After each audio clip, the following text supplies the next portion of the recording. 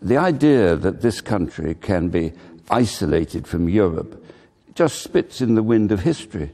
We have never been isolated from Europe. Our politics has always been absolutely interwoven with Europe. And God knows, if you look at the last 100 years or so, just look what that means. And it's still the same today. We are the financial capital of Europe. We are a very important political influence in Europe. We have an enormous interdependence with Europe economically. We are one of the biggest recipients of foreign inward investment.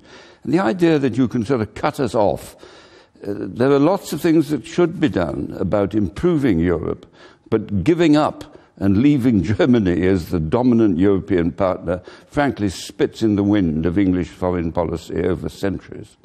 I believe that when the great argument comes about Europe, and suddenly people realize that UKIP is saying, we're going to opt out, we're going to pack it in, we're going to leave the Europe that now exists, 27 countries, dominated increasingly by Germany, and we're going to sit on our bottoms on an island offshore and think the world is going to say, oh, whoopee, look at good old Britain in there. Britain, I assume the Scots Nats lose, which I think they will.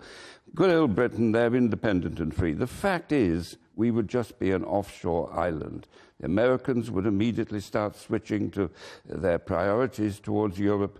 Inward investment would start changing its emphasis towards Europe. The City of London would come under great pressure because the Europeans would start fixing the rules.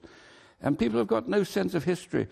We tried all this stuff. We tried to keep out of Europe in the 50s when they started on the journey.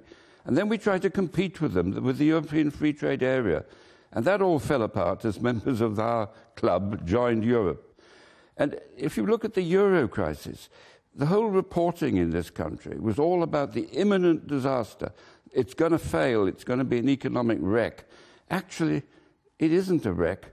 It is beginning to work.